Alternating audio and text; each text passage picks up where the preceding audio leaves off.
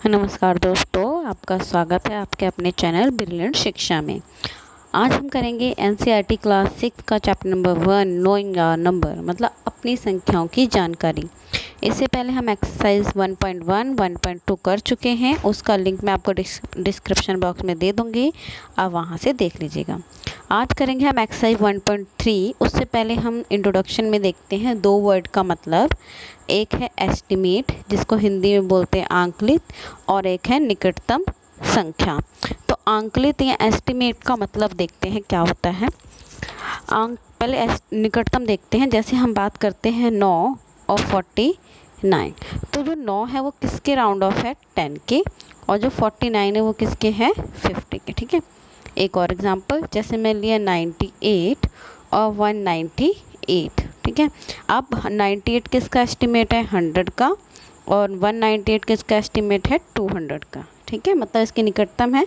और अगर बीच में प्लस का निशान लगा हुआ है और मैं इन दोनों को क्या कर देती हूँ प्लस, तो आंसर आएगा 300। तो जो 300 आया वो मेरा एस्टिमेट वैल्यू आई है, क्योंकि ना तो एग्जैक्ट वैल्यू 98 थी ना 98 से। हमने इसको 200 लिया, इसको 100, तो इन दोनों को प्लस करके हमारी वैल्यू क्या आई हमने 300। ठीक है, तो वो हमारी वैल्यू होगी एस्टिमेट वैल्यू। क्या होगी एस्टिमेट। ठीक है, तो देखो यहाँ से जैसे मैंने बोला, अगर हमारी वैल्यू 0 से 30 तक है, ठीक है, जैसे हमारे पास हमने लिखा 29 और 40, तो 29 को मैं कहाँ काउंट करूँगी 0 या 10 के पास। ठीक है, और 40 को कहाँ करूँगी 50 के पास। ठीक है, तो ये मेरा होता है राउंड ऑफ या निकटतम। ठीक है, आज वो स्टार्ट करते हैं। First question, estimate each of the following using the general rules, मतलब व्यापक नियम का प्रयोग करते हुए निम्नलिखित प्रयोग का आकलन कीजिए। जैसे हमने लिखा 730 प्लस में 998, तो 730 का निकटतम देखते हैं क्या है, मतलब राउंड ऑफ क्या है हमारे पास 700। देखो 730 है, तो 730 हमारा किसके पास है 700 के पास है। और 998 का निकटतम क्या है हमारा 1000, तो 1000 और 700, इनके बीच में किसका निशान है प्लस का, तो हमने इनको कर दिया प्लस। ठीक है, तो कितना हमारा आंसर है 1700। अब 1700 देखो एग्जैक्ट वैल्यू नहीं है, क्योंकि इसका भी हमने एस्टिमेट लिया, इसका भी, तो जो 1700 है वो भी हमारी निकटतम वैल्यू है, ये राउंड ऑफ आई है, तो उसको हम लिखेंगे एस्टिमेट वैल्यू, आंकलित योग। ठीक है, अब देखो सेकंड क्वेश्चन आया 796 और 314। अब 796 देखो इसमें सिर्फ 4 की कमी है, ये पूरा कितना बन जाता है 800 ना, तो 794 का राउंड ऑफ क्या है 800, और 314 का राउंड ऑफ क्या है 300।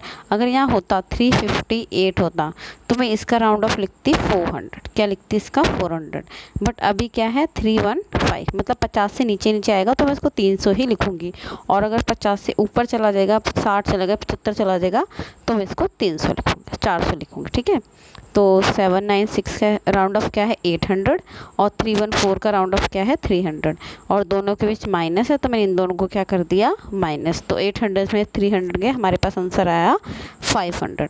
तो ये क्या है माइनस करने पे आया, तो यहाँ पे आप क्या लिखोगे एस्टिमेट डिफरेंस, आंकलित अंतर। ठीक है, थर्ड क्वेश्चन, हमारे पास क्वेश्चन है 12904 प्लस में 2888। अब देखो क्या है 12904, अब 900 वैल्यू आ गई है, मतलब अगर ये हम पूरी वैल्यू लें तो ये किसके एस्टिमेट है 13000 वैल्यू के है, तो हमने इसका 13000 लिख दिया।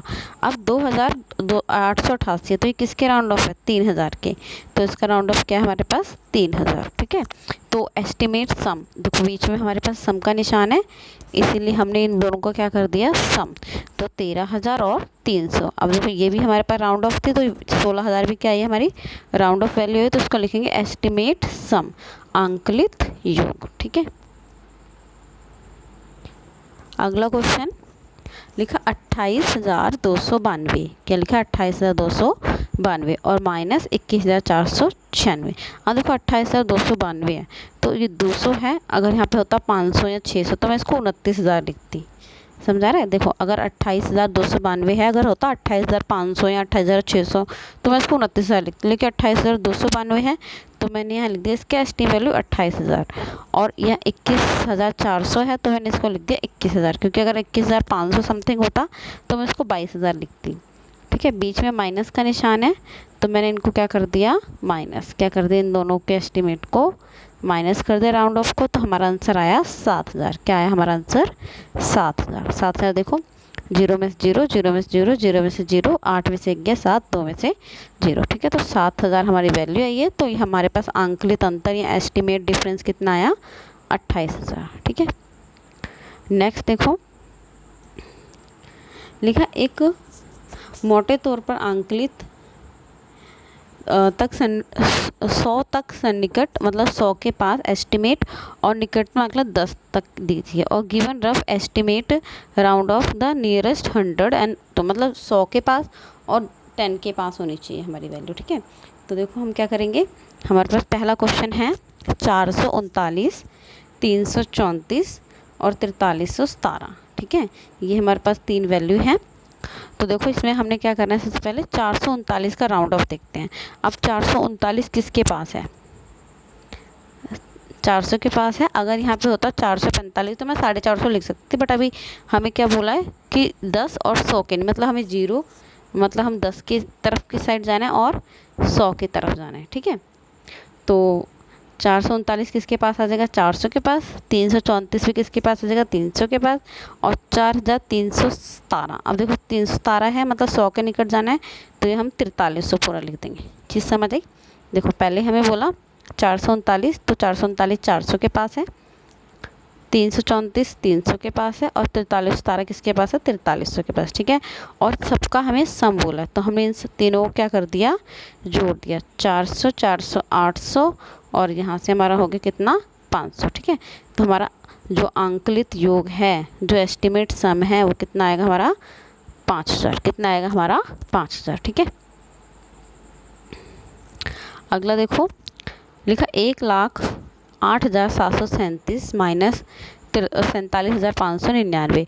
अब इसका एस्टिमेट देखते हैं हमारे पास क्या है।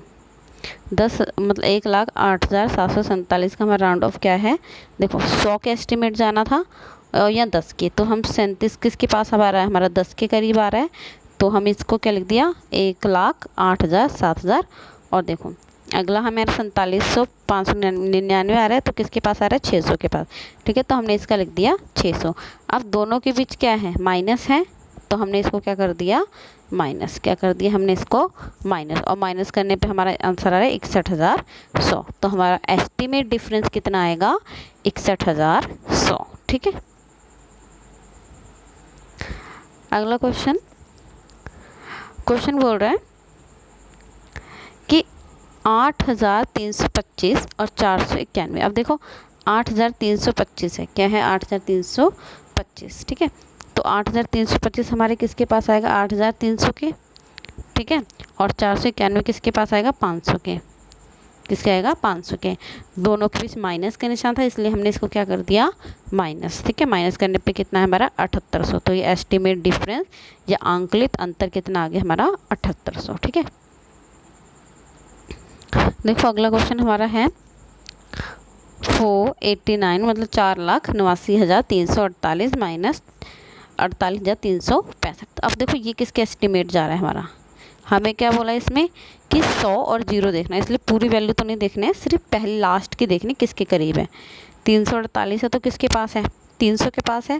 देखो दोबारा से देख लो, 0 है और हमारे पास क्या है, हमारे पास 100 है, तो या तो हमें इसके पास जाना है या इसके पास। अभी क्या लिखा है, 48, तो हम 0 के पास ज़्यादा चलेंगे, तो हमने यहाँ लिख दिया 300 लास्ट में। ठीक है, अगर यहीं पे क्वेश्चन होता 60 360, तो हम इसको 400 बना देते पूरा। क्या लिखते फिर, 489400। ठीक है, तो अभी हमने इसको लिख दिया 4,89,300, और इसको देखो 65 है, तो मैंने कहा था अगर ज़्यादा आएगा तो किसकी तरफ जाएंगे, 100 की तरफ, तो हमने इसको लिख दिया 4,400 पीछे। ठीक है, माइनस था और दोनों को क्या कर दिया हमने, माइनस। क्या कर दिया हमने, माइनस। हमारा आंसर आया 4,40,900। तो ये हमारा आया एस्टिमेट डिफरेंस, आंकलित अंतर। ठीक है, डिफरेंस होता है माइनस करना, और अंतर भी होता है माइनस करना, और योग और सम होता है प्लस करना।